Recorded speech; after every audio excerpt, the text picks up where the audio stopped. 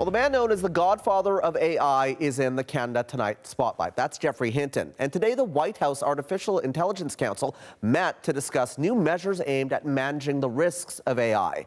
Something Hinton has been warning about. Among other things, officials say developers of powerful AI systems will have to report safety test results to the government.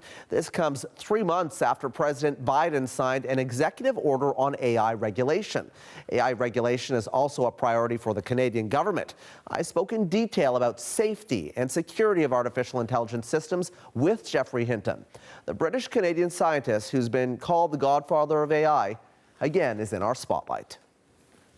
And Geoffrey Hinton joins me now. Good to see you. Thank you for doing this. Appreciate it. Thank you for inviting me. You were never a doom and gloom guy when it came to AI. When did that all change? So for about 50 years, I thought getting super intelligent AI was way in the future. The beginning of 2023, I began to think it was much closer than I thought before. And I began to get nervous about what would happen when AI was smarter than people. And when do you think we are going to reach that point, and what do you think will happen? I think there's probably about a 50% chance we'll get to that point sometime in the next 20 years. And then nobody really knows what will happen. There's huge uncertainty. We've never had to face before things more intelligent than us. And we just don't know what will happen. And that's why I think we ought to be cautious if we can. But in particular, we ought to figure out how we can stop them ever wanting to take control. Because if they're much more intelligent than us, if they wanted to take control, they'd be able to. You can't have a big switch to turn them off, because they'll be able to make arguments that convince people. They'll be very good at convincing us. And so much like Trump could invade the Capitol without ever going there, they'll be able to persuade people to do whatever they want. And so we have to somehow make sure that they're doing what we want. You know, to a lot of people, this seems like science fiction. It seems far-fetched. How do you convince the masses that this is a real issue that needs to be dealt with right now? Okay, so one way to help convince people is just play with an advanced chatbot like GPT-4 or Gemini, and they're very smart. Some people say they're just stochastic parrots. They're just trying to predict the next word. They're just using cheap statistical tricks. But actually, they understand what you're saying. And you can see that by giving them little problems to solve that you couldn't solve without understanding. And in fact, the large language models that are behind these chatbots, they're just a large version of smaller models that were designed a long time ago in order to explain how the brain processes language. So it's not that they're doing it a completely different way from us. They're much more like us than most people think. What do you say to the people that think that you are wrong on this? That they're wrong. That they're wrong? Yes. Plain and simple. This is how science works. You have a diversity of opinions. In the end, one opinion works out if you follow the evidence. And the evidence at present is moving more and more towards the idea that these things really are going to get super intelligent quite soon. Is there a benefit to AI, and how do we kind of manage, you know, what you're saying could potentially happen with all of the benefits that do exist right now? Yes, it's not like nuclear weapons. With nuclear weapons, they could only do bad things, essentially. Right. And with AI, it can do a lot of wonderful things. For example, in healthcare, you'd much rather see a doctor who's already seen 10 million patients, many of whom were just like you, than you'd see your current family doctor. Especially if the doctor could use all the information about you, like your genome, your tests, all the medical notes about you, your family history, the history of your relatives. You get much better diagnoses. In the United States, for example, about 200,000 people a year die of wrong medical diagnoses. Mm-hmm. We could make that more or less go away. We could reduce that number by a whole lot. And that will happen probably in the next 10 years. So for that reason, people are not going to halt the development of AI. And there's lots of other things like that, designing new drugs, making better materials for things like solar panels, understanding climate change better so we can slow it down. Do you think companies like Google, like Facebook, all the big technology companies are being responsible right now? I don't think Facebook's being responsible. Facebook recently removed the restriction on having advertisements that claim that Biden is not really the president because Biden didn't really win the election. And they had a prohibition on advertisements that said that, because it's obviously false. They've removed that prohibition, and they've removed it just before the next election. And so, talking about the next election, we are in 2024. How concerned are you about AI and deepfake videos and AI's influence on this next election in the United States and also in other countries? I'm very concerned about it, and it's a much more urgent threat than the much longer-term threat of superintelligent AI taking over. The urgent threat is to do with fake videos being used to corrupt elections, fake videos targeted at the particular prejudices of the people they're targeted at. I think that's a very serious threat. And I don't think in the United States we're going to get legislation that forces people to mark AI-generated videos as AI-generated, because one of the main political parties is kind of committed to this lie that Trump won the election. And so how do you deal with this then? What is your suggestion to lawmakers in the United States? I don't know what they're going to do about that. Obviously, one party would like to mark fake videos as fake, and the other one wouldn't. Yeah. I don't have any comments about how they could deal with that. In other countries, people are trying to make legislation so you mark fake videos as fake. Here in Canada, I know that you recently, a couple of months ago, had a dinner with the Prime Minister, Justin Trudeau. Tell me a little bit about that and what you told him related to AI.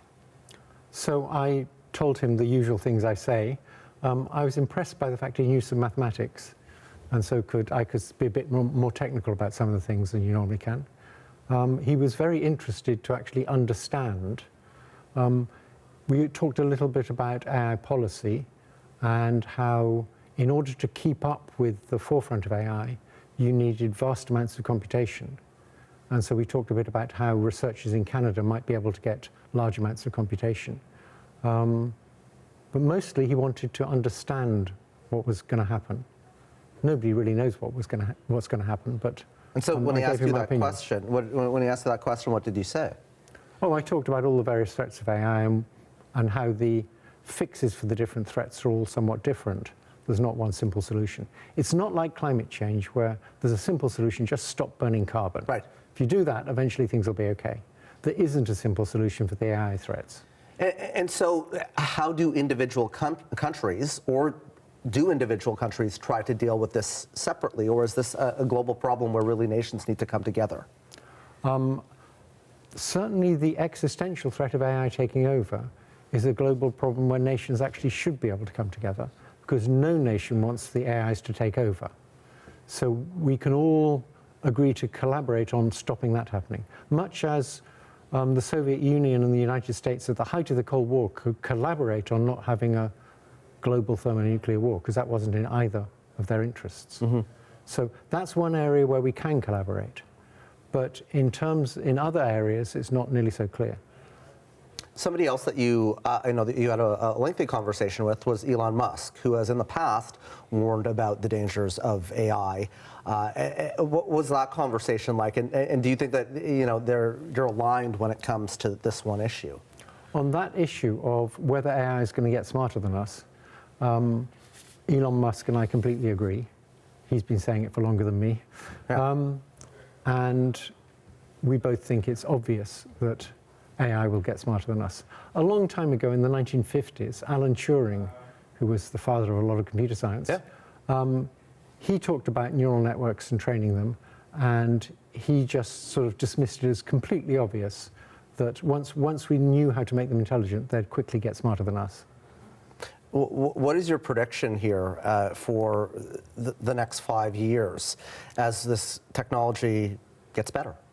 So the next 5 years, my prediction is it probably won't get smarter than us in the next 5 years. What we'll see is a series of chatbots like GPT-5 and Gemini and so on that get progressively better and better and can do much more and can be intelligent assistants. So a good scenario is that we could all have our own intelligent assistant that was much smarter than us, that knew all about us, that knew what we wanted, could negotiate with other intelligent assistants, Have my assistant talk to your assistant. Yeah. And would be benevolent in the sense they would be trying to achieve the goals of the person they were assisting. Much like a big company run by a dumb CEO, maybe the son of the previous CEO, with a very smart assistant who actually makes things work. That's the good scenario, and it's still possible we could achieve that. What do you think is at stake here? The future of humanity. The future of humanity? Yeah. You don't think that's hyperbole?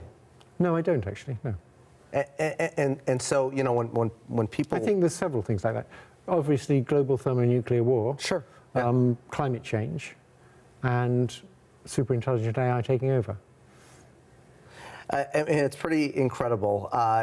So, moving forward, how do you think we really, as a society, need to deal with this? And what is the urgency to deal with it right now? Because as you've said, there's a lot going on in the world right now. There's a housing crisis in this country. There are wars going on. What is the priority putting AI at the forefront here in terms of things that we have to deal with? So I think the most urgent priority is corrupting elections. I think we're going to see a lot of that over the next year, and there's a lot of major elections happening this year. But the long term, I think the most important priority, that's not going to destroy humanity. It may take us back to fascism, but it's not going to destroy humanity. So in the long term, the most important thing is to figure out how to prevent these things wanting to take over. If you assume they're going to get more intelligent than us, and I think most AI researchers, they differ on the timescales, but most AI researchers believe that in the long run they'll get smarter than us. So you don't think we've reached the point of no return just yet? We haven't reached the point where they're smarter than us yet. Right. We may have reached the point of no return in that AI research isn't going to be stopped because of all the good things it can do, like in medicine, like with intelligent assistants, like designing drugs. So because it's got so many good uses, I don't think there's any chance of halting the research. And that research is going to lead to super intelligent things. So I think what I'm doing is encouraging smart young researchers to work on the problem of how do we stop it wanting to take control. Okay. Geoffrey Hinton, appreciate you being here. Thank you. Thank you.